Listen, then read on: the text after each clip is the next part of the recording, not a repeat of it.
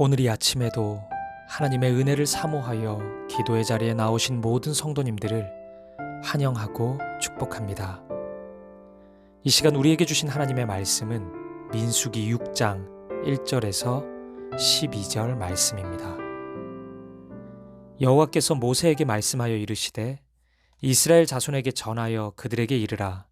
남자나 여자가 특별한 서원 곧 나실인의 서원을 하고 자기 몸을 구별하여 여호와께 드리려고 하면 포도주와 독조를 멀리하며 포도주로 된 초나 독주로 된 초를 마시지 말며 포도즙도 마시지 말며 생포도나 건포도도 먹지 말지니 자기 몸을 구별하는 모든 날 동안에는 포도나무 솟아는 씨나 껍질이라도 먹지 말지며 그 서원을 하고 구별하는 모든 날 동안은 삭도를 절대로 그의 머리에 대지 말 것이라. 자기 몸을 구별하여 여호와께 드리는 날이 차기까지 그는 거룩한즉 그의 머리털을 길게 자라게 할 것이며 그의 몸을 구별하여 여호와께 드리는 모든 날 동안은 시체를 가까이 하지 말 것이요 그의 부모 형제 자매가 죽은 때에라도 그로 말미암아 몸을 더럽히지 말 것이니 이는 자기의 몸을 구별하여 하나님께 드리는 표가 그의 머리에 있음이라. 자기의 몸을 구별하는 모든 날 동안 그는 여호와께 거룩한 자니라. 누가 갑자기 그 곁에서 죽어서 스스로 구별한 자의 머리를 더럽히면 그의 몸을 정결하게 하는 날에 머리를 밀 것이니 곧 7째 날에 밀 것이며 8째 날에 산비둘기 2마리나 집비둘기 새끼 2마리를 가지고 회막문에 와서 제사장에게 줄 것이요 제사장은 그 하나를 속죄 제물로 하나를 번제물로 드려서 그의 시체로 말미암아 얻은 죄를 속하고 또 그는 그날에 그의 머리를 성결하게 할 것이며 자기 몸을 구별하여 여호와께 드릴 날을 새로 정하고 1년 된 숫 양을 가져다가 속건제물로 드릴지니라. 자기의 몸을 구별한 때에 그의 몸을 더럽혔은즉 지나간 기간은 무효니라. 아멘. 오늘 본문은 이스라엘만의 독특한 제도인 나실인 규례를 말씀해주고 있습니다. 나실인은 하나님께 특별히 헌신된 사람을 가리킵니다. 레위인처럼 구별된 직분은 아니었지만 하나님 앞에서 나실인으로 서원한 청년들은 성막의 수종자가 되어 일정 기간 구별된 삶을 살아갔습니다. 그들을 나실인이라고 불렀습니다. 나실인이 지켜야 하는 규칙은 크게 3가지였습니다.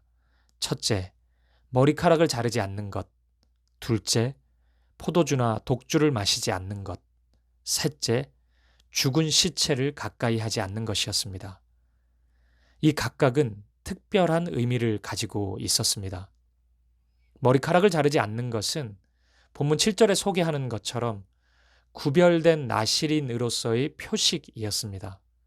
하나님께 속한 자라는 사인인 것입니다. 그리고 포도주를 먹지 않는 것도 포도 열매가 세상의 기쁨을 상징했기 때문이었습니다.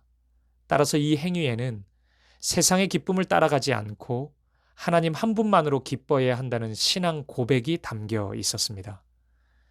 마지막으로 죽은 시체는 생명이 사라졌기에 부정한 것으로 여겨졌습니다. 거룩한 백성은 생명의 자녀이기에 생명이 사라진 것을 접할 수는 없었던 것입니다. 그런데 가나안을 향해 가는 이스라엘 입장에서 이 3가지 요소는 이런 상징적인 의미 외에 매우 현실적인 도전이기도 했습니다.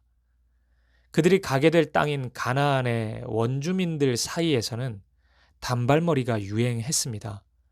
머리카락을 자르는 것이 하나의 세속 문화로 자리 잡고 있었던 것입니다.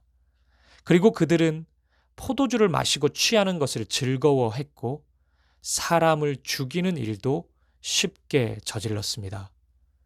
따라서 나실인의 3가지 규례는 가나안의 문화를 철저히 거절하겠다는 신앙 고백의 성격을 띠고 있었던 것입니다.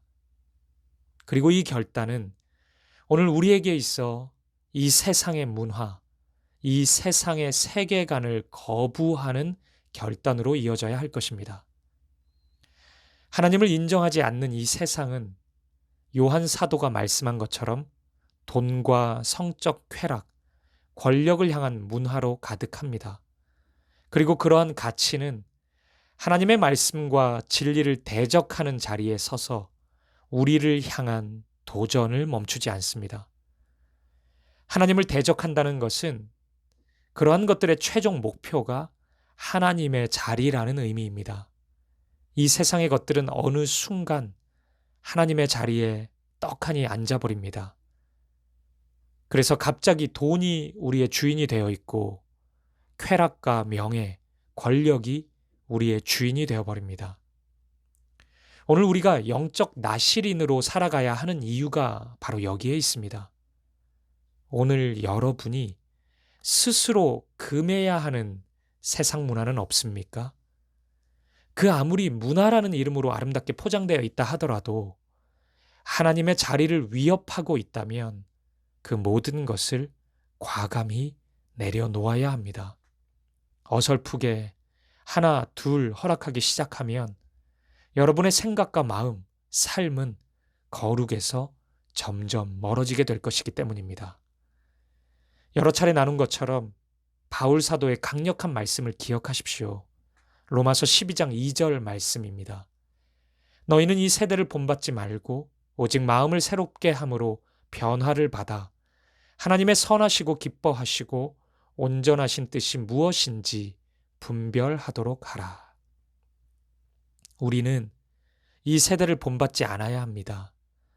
이 세상을 자꾸 본받게 되면, 자꾸 동화되면 우리는 결코 하나님의 선하시고 기뻐하시고 온전하신 뜻을 분별할 수 없습니다.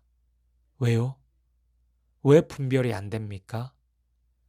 이 세상의 것에는 하나님의 사랑이 없기 때문입니다. 그 아무리 아름다워 보여도, 그럴듯해 보여도 이 세상의 것에는 하나님의 사랑이 담겨 있지 않습니다. 사랑하는 여러분, 오늘 이 아침 여러분의 삶을 나실인으로 결단하고 서원하실 수 있으시겠습니까? 이 시간 여러분을 위협하는 세상의 것, 자꾸만 여러분의 주인이 되려고 하는 그것, 두세 가지를 한번 적어 보십시오. 그리고 올 한 해 과감히 그것을 포기해 보십시오. 시간이 지날수록 여러분의 삶 속에 하나님의 뜻이 보이기 시작할 것입니다. 시작된 2023년, 이 대한민국 땅에서 거룩한 나실인으로 살아갈 수 있는 저와 여러분 되기를 주님의 이름으로 간절히 축복합니다. 요한 사도의 말씀을 한 구절 읽고 오늘 이 아침 묵상을 마치겠습니다. 요한일서 2장 15절 말씀입니다. 이 세상이나 세상에 있는 것들을 사랑하지 말라. 누구든지 세상을 사랑하면 아버지의 사랑이 그 안에 있지 아니하니. 아멘. 기도하시겠습니다. 2023년 나실인으로 살아가기로 결단하는 기도를 드립시다. 오늘 여러분의 거룩을 위협하는 세상의 공격은 무엇입니까? 여러분의 주인이 되려고 하는 것들은 무엇입니까? 과감히 내려놓을 수 있도록 은혜를 부어 주옵소서. 신실하게, 진실하게, 거룩하게 살게 하옵소서. 기도하시겠습니다. 그리고 두 번째 기도 제목입니다. 세상과 구별된 자들에게 허락되는 선물, 하나님의 뜻을 깊이 알아가는 한 해가 되게 하옵소서. 나의 뜻, 나의 계획이 아니라 하나님의 뜻, 하나님의 계획대로 살아가는 한 해가 되게 하옵소서. 기도하시겠습니다. 그리고 마지막으로 우리 개인의 기도 제목을 놓고 우리의 가정과 우리의 자녀들, 우리 사귐의 교회를 위해 이 민족과 온 열방을 위해 한 마음과 한 뜻으로 기도하며 나아가겠습니다. 함께 기도하시겠습니다.